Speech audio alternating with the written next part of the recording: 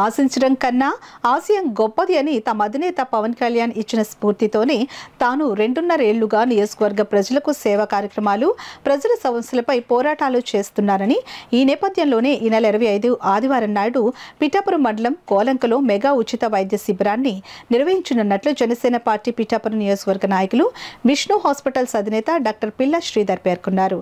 పిఠాపురంలోని తన కార్యాలయంలో మీడియాతో మాట్లాడుతూ కోలంకలో నిర్వహించే మెగా వైద్య శిబిరాన్ని ప్రజలు సద్వినియోగించుకోవాలని కోరారు. అందరికీ నమస్కారం.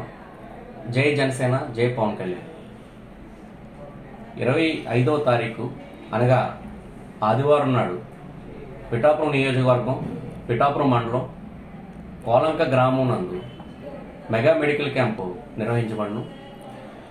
ఈ కార్యక్రమానికి కోలంక గ్రామస్తులతో పాటు పిఠాపురం నియోజకవర్గ ప్రజలందరూ కూడా దీన్ని వినియోగించుకుంటారని కోరుకుంటున్నాను.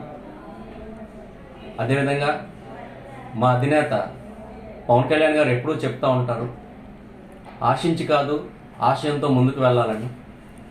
ఆయన ఆశయాల్ని ముందు తీసుకెళ్లే విధంగా ప్రజలందరికీ కూడా విద్య, వైద్యం, న్యాయం అన్నది ఉచితంగా అందాలని కోరుకునే వ్యక్తిలో మొదటివాడు పవన్ కళ్యాణ్ గారు. అదేవిధంగా ఆయన ఆశయాలను ముందుకు తీసుకెళ్లే విధంగా గత 2 సంవత్సరాలుగా అనేక వైద్య శిబిరాలు, ఉచిత వైద్య శిబిరాలు మరియు సేవా కార్యక్రమాలు మరియు ప్రజల ఇబ్బందులు ఉంటే వారి వైపు నుంచి అనేక పోరాటాలు కూడా చేయడం జరిగింది. ఇది ఎలక్షన్స్తో సంబంధం లేకుండా ఈ కార్యక్రమాలు ఎక్కడా కూడా ఆగకుండా ముందుకు తీసుకెళ్తాం. మాకు ఓపుకున్నంత వరకు కూడా ప్రజలకు సేవ చేసుకుంటాం, ముందుకెళ్తాం.